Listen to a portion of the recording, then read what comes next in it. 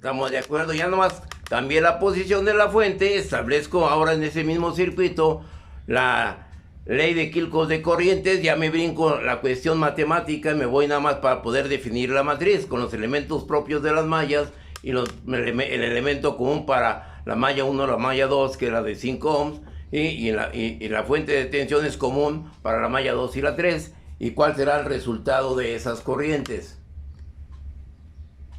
Y uno es 0.73 amperes, profe. 0.73 amperes. Y 2 es 4.24 amperes. 4.24 amperes. Y 3, 6.66 amperes. 6.66 amperes. ¿Estamos de acuerdo? ¿Dudas?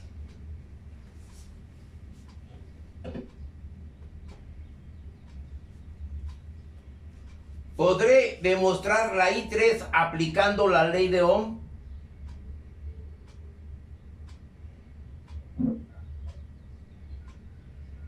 ¿Sí? ¿Qué me dice para la malla 3? Para la malla 3, la malla 3. Yo tengo que la ley de Ohm, tengo que la corriente 3 es igual a un voltaje sobre una resistencia. La corriente I3, ¿qué voltaje será? 60 sobre qué resistencia? Sobre 9. Por lo tanto, la I3 es igual a ¿cuánto? 6.66. 6.66. Entonces estamos dentro de lo correcto. ¿Sí? Que también puedo aplicar una malla exterior, una malla interior, una tercera ecuación para poder demostrar esos resultados.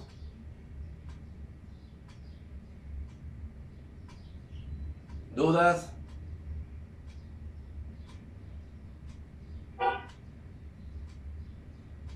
¿No hay dudas? ¿Entendido este sistema de ecuaciones con una sola fuente? ¿Eh? Ahora, ¿qué sucederá si en este circuito, en lugar de tener aquí esta fuente, tengo aquí la fuente y aquí tengo una resistencia que sea de 4 ohms? ¿Cómo podré establecer ahora el sistema de ecuaciones? ¿Qué ecuaciones se van a ver afectadas? La de la malla 1, la malla 2 y la malla 3. ¿Perdón? La malla 3. ¿Y dónde más? La malla 2. En la malla 2, ¿estamos de acuerdo? ¿Sí?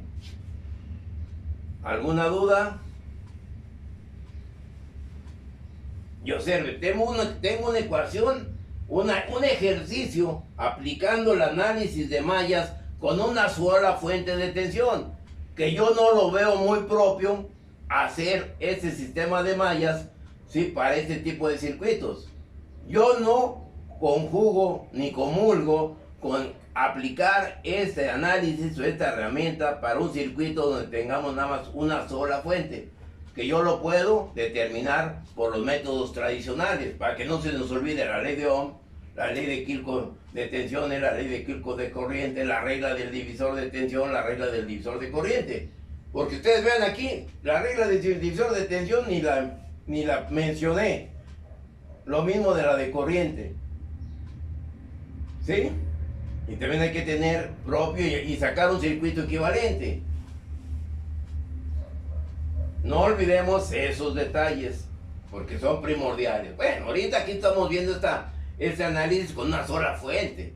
Vamos a ver el análisis cuando tengamos más elementos, como el que vimos, un ejercicio que vimos. Lo vamos a hacer ahorita para terminar la clase. ¿Sí? ¿Estamos de acuerdo? ¿Dudas? Vamos a demostrar el circuito que ya hicimos en la superposición, ahora aplicando mallas. ¿Sí? ¿Puedo borrar? ¿Algún comentario, alguna duda, señorita Adriana? ¿Sí está entendido? Cualquier cosa, cualquier duda, por muy sencilla que sea, menciónenla, muchachos, no se queden con las dudas. Profe, ¿por qué es en el circuito, ¿cuál es?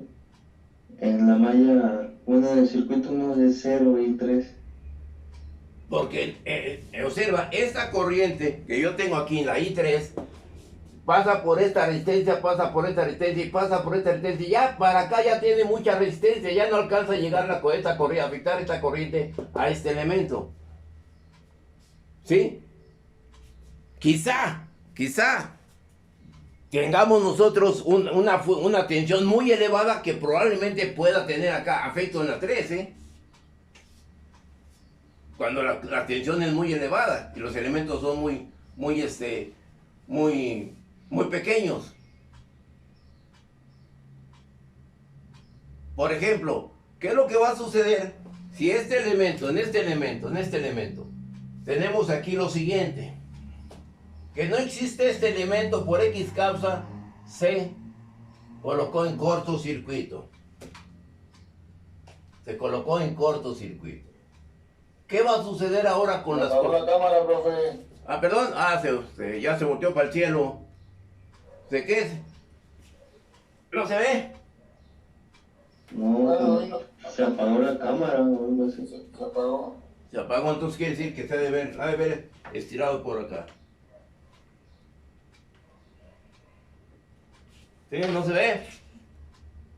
A Chihuahua. Se acabó por acá, es que tengo varias. Ya está ahí. Ya está la cámara. A ver, déjame. El video, listo. Ahí está ya, listo, ¿ok? ¿Estamos de acuerdo? ¿En qué estábamos? Suponiendo que en la licencia de 5 tengo un puente. ¿Qué va a pasar? ¿Habrá corriente I1? No, porque sería todo por el puente que se hizo con Exactamente, aquí no existiría esto. ¿Ok? Entonces, si nosotros determinamos, hagan de cuenta, determiné el circuito existiendo esta resistencia aquí. ¿Qué hubiera pasado si los valores que determinamos, ya determinamos esos valores? Y nosotros ahora lo vamos a demostrar en forma experimental. Y en forma experimental nos vamos a encontrar nosotros que cuando pongamos aquí un ampérmetro para la corriente de malla 1, ¿qué corriente vamos a tener?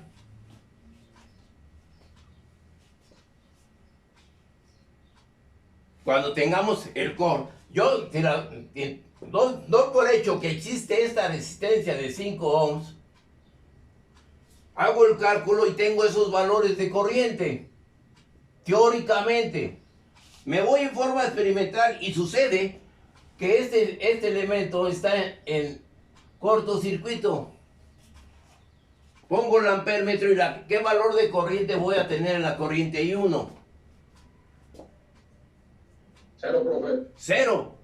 Y el cálculo nos dio que debe ser una corriente de 0.73. ¿Sí? Entonces, ¿qué me está indicando ahí? Que tengo este cortocircuito aquí en este elemento. Y en la realidad hay que demostrar dónde está la falla. Usted, de acuerdo al dato experimental, ya tiene la teoría, ahí está la teoría.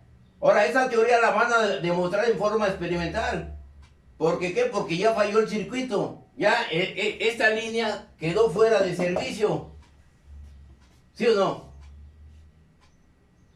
Ya las botellas se fueron parando a través de la banda, porque falló un elemento de esa transmisión. Y las botellas empiezan a caer. Con un sistema de iluminación, esas lámparas se apagan. Entonces hay que resolver el circuito en forma experimental, porque la teoría ahí está. Agarran su computadora y ahí está el valor. Pero en la realidad hay una falla. Tienen que llegar ustedes a checar dónde está la falla. ¿Sí? Tienen que empezar a hacer mediciones. Al hacer mediciones se llegan entre este punto y este punto debo tener un voltaje de tanto. Tengo el voltaje. Entre esta resistencia, de acuerdo a la corriente, tengo que tener un voltaje aquí. ¿Qué es lo que sucede? ¿Cuál será el voltaje que voy a tener entre este punto y este punto? ¿Qué voltaje voy a tener ahí? 60, profe. 60. ¿Está de acuerdo, joven Mesa? ¿Está de acuerdo, señorita Adriana? Joven Pérez. Los 60 volts están acá. En la fuente. Entre este punto y este punto no son 60 porque aquí tengo una caída de tensión. Entonces, ¿cómo van a ser acá 60 si aquí tengo una caída de tensión? Aquí tengo otra caída de tensión y aquí tengo otra caída de tensión. Entonces no pueden ser los 60. ¿Estamos de acuerdo? ¿Joven Mesa? Sí, profe. ¿Sí? Entonces, ¿qué valor de tensión voy a tener?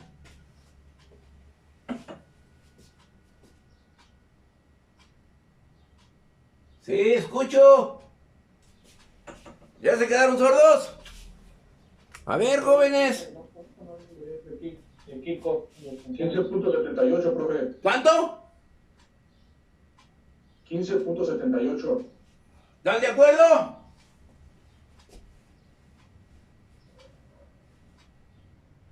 Vean, nada más voy a aplicar la ley. Eso es lo que a mí me gusta preguntar, muchachos, estas realidades.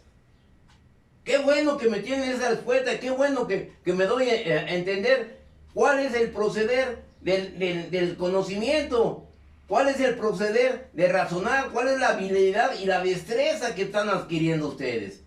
Si su compañero me dice 60, si me dice un valor, yo nomás me voy a aplicar la ley de la ley de Ohm, que me dice que el voltaje es igual a la corriente por la resistencia. Yo tengo mi voltaje. Aquí hay una corriente, hay una corriente ahí. ¿Qué valor de resistencia tendré en este puente?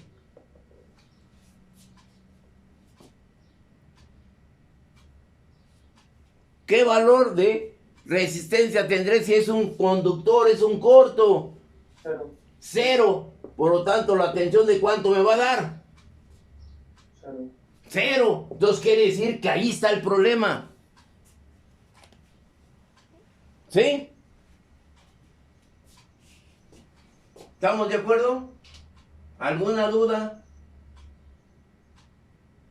Entiendan eso, muchachos. Esa es la realidad. Esa es la habilidad y destreza que ustedes deben dominar a medida que están avanzando en su carrera. Todas esas habilidades de conversión de la energía, de electrónica, de tecnología de los materiales, tengan esa habilidad para poderla aplicar en la realidad. Exijan ustedes que les enseñen la realidad. Aquí estoy en esto. ¿Sí? ¿Estamos bien o no? ¿Qué sucederá? Pues ahora me voy al caso contrario. ¿Qué es lo que sucederá si esto ya no es un corto, es un circuito abierto? ¿Qué va a pasar ahora con las corrientes? ¿Habrá 3 corrientes o habrá nada más 2 corrientes? ¿Cuántas ventanas voy a tener en el circuito? Nada más dos. Nada más 2. ¿Sí? ¿Estamos de acuerdo? Entonces la corriente va a ser que menor y los valores van a cambiar. ¿Dudas? No nomás es hacer por hacer circuitos, aplicar las leyes nomás por aplicarlas. Hay que tener la habilidad de conocerlas, la habilidad de qué es lo que está pasando para ver la destreza que estoy obteniendo con esa aplicación de esas herramientas. ¿Ok? ¿Estamos de acuerdo? ¿No se han dormido?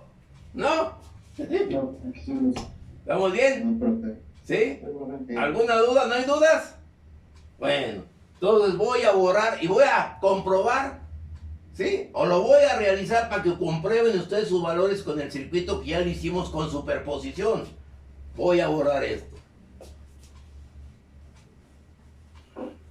Échale ganas, muchachos. No nomás es escribir por escribir. Hay que entender la realidad y el hecho a dónde vamos. ¿Cómo vamos y cómo vamos a llegar a ser profesionistas? No sean mediocres, perdón por la palabra. Sean aquellos la realidad. Ingenieros que le saquen y le den renombre a nuestra gloriosa escuela, que mucha falta le hace. Y no nomás a la escuela, al instituto. Bueno, teníamos este ejercicio.